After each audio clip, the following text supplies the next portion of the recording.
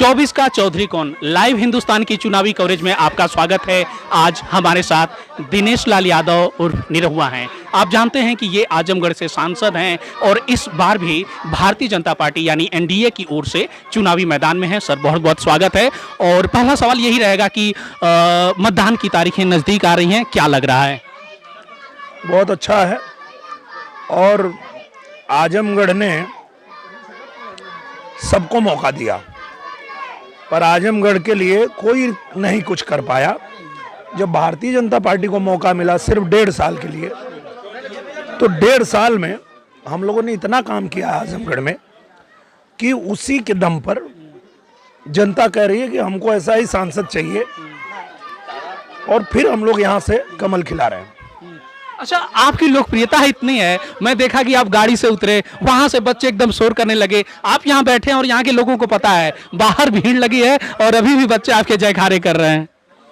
हाँ, क्योंकि उन बच्चों ने भी देखा है कि हमारे विपक्ष वाले कहते थे कि ये हीरो हैं तो जीतेंगे तो मुंबई चले जाएंगे, पर मैंने कहा था कि मैं मुंबई नहीं चला जाऊंगा, मुंबई को आजमगढ़ में उतार दूंगा। तो वो आपने किया क्या? मैंने वही किया। 1.5 साल में आप ऑन रिकॉर्ड है ये 22 फिल्में बनी है आजमगढ़ में, किसी फिल्म सिटी में नहीं बनती होगी इतनी फिल्म, और उसमें 8 फिल्म तो मेरी ही थी। और जब हम शूटिंग करते हैं तो जहाँ शूटिंग होती है वहीं कार्यालय लग जाता है, जनता आती है, शूटिंग भी देखती है, सेल्फी भी लेती है, और उनका जो काम है वो पत्र भी पकड़ा देती है कि हमारा ये काम है, तो उनका भी काम हो जाता है और मेरा भी काम हो जाता है, और मैं आजमगढ़ में रह के ही काम करता हूँ। यही कारण है कि जनता जो है इसी बेस पे हम लोगों को यहाँ पे चुन रही है। अच्छा, सपा के लोग या आपके जो आलोचक हैं वो जो यह कहते हैं कि दिनेश लाल यादव निरहुआ उनका सिनेमा से नाता रहा है, वो राजनीति में क्यों आए? आप क्या जवाब देते हैं इसका? मुझे लगता है कि जब हम सिनेमा में थे तो वहाँ भी सुपरहिट थे, आज भी सुपरहिट हैं, सिनेमा में भी और राजनीति में भी। उसका कारण ये है कि ये सपा वाले जो हैं ये राजनीति करते हैं पैसा लूटने के लिए। हम लूटने के लिए नहीं करते हैं, हम सेवा के लिए करते हैं। यहीं शूटिंग करते हैं तो पैसा तो हमको शूटिंग से आ जाता है, फिल्म हमने बना दिया तो पैसा आ गया, हमारा परिवार उससे चल रहा है।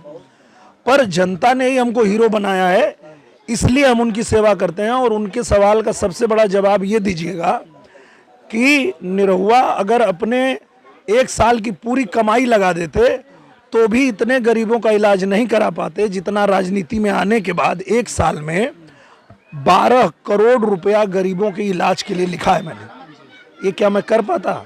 नहीं कर पाता। अगर मैं सिर्फ हीरो होता तो फिल्में करता, अपना परिवार चलाता।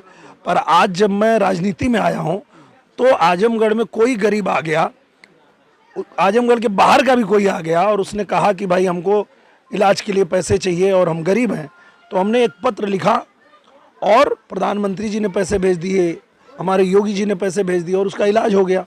अब उसके बच्चे लोग कहीं मिल जाते हैं यहाँ प्रचार में तो माला पहना के कहते हैं कि आपके वजह से हमारे पिताजी जिंदा हैं। अच्छा सर, इसी बात को अगर थोड़ा ट्विस्ट देके पूछें कि आपकी पहली पसंद क्या है, सिनेमा या राजनीति? दोनों ही है, इसीलिए दोनों कर रहा हूँ, क्योंकि सिनेमा जब करता हूँ तो उससे जनता का मनोरंजन होता है और जब राजनीति में हूँ तो लोगों की मदद कर पाता हूँ। अच्छा, प्रधानमंत्री नरेंद्र मोदी की जनसभा थी, भारी भीड़ थी, खूब उत्साह नजर आया। इसे लेके जब मैं खबरें देख रहा था तो विपक्ष की ओर से कहा गया कि भाजपा आलाकमान में ये हताशा दिख रही है, इसलिए जो है खूब मेहनत की जा रही है। नहीं, हम लोग मेहनत इसलिए करते हैं कि हमको खून में हमारे मेहनत है। जो भारतीय जनता पार्टी का कार्यकर्ता है वो पूरा 5 साल मेहनत करता है, वो रोज जनता के बीच में जाता है, जनता के बीच में रहता है, उनका काम करता है। ये जो विपक्ष वाले आपको कह रहे हैं वो सिर्फ चुनाव में आते हैं, चाहे जीते या हारे भाग जाते हैं, भगोड़े हैं सब। तो उनको बोलने दीजिए, उनके बोलने से क्या होगा, जनता जवाब देगी उनको। बहुत पहले मैंने कहा था होते चुनाव फिर आए गिला नेताजी बन के बहुरूपिया दिखाए गिला नेताजी। से कुछ गा के सुना दीजिए प्लीज। गला अभी बंद है।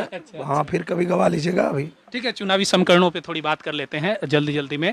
गुड्डू जमाली को सपा जो साथ लेके आई, क्या लग रहा है कि उनके सपा में आने से उनकी जीत पक्की हो गई? गुड्डू जमाली अकेले गए हैं ना, वो तो अगर सपा बसपा का गठबंधन नहीं होता तो 19 में ही अखिलेश यादव हार जाते। धर्मेंद्र यादव की तो बात छोड़िए आप जी। बसपा थोड़ी गई है, खाली वो गुड्डू जमाली अकेले गए हैं, उनके जाने से कुछ नहीं होगा। और इस बार बसपा में जो एक मतलब अनिश्चितता की स्थिति नजर आई, 2 बार उन्होंने अपना उम्मीदवार बदला, तीसरी बार जो है अब फाइनल किया है, क्या लग रहा है वो सब क्या हो रहा है? बसपा अगर कमजोर स्थिति में लड़ेगी तो भाजपा को नुकसान हो सकता है क्या? भाजपा को कहीं से कोई नुकसान नहीं है। गांव गांव में हम लोग जा रहे हैं, उनसे पूछ रहे हैं तो वो कह रहे हैं भैया राशन मोदी ये देत हुआ, खाता में पैसा मोदी ये देत हुआ, इलाज कराओगे पैसा मोदी ये देत हुआ, तो वो मोदी के देवल जाई।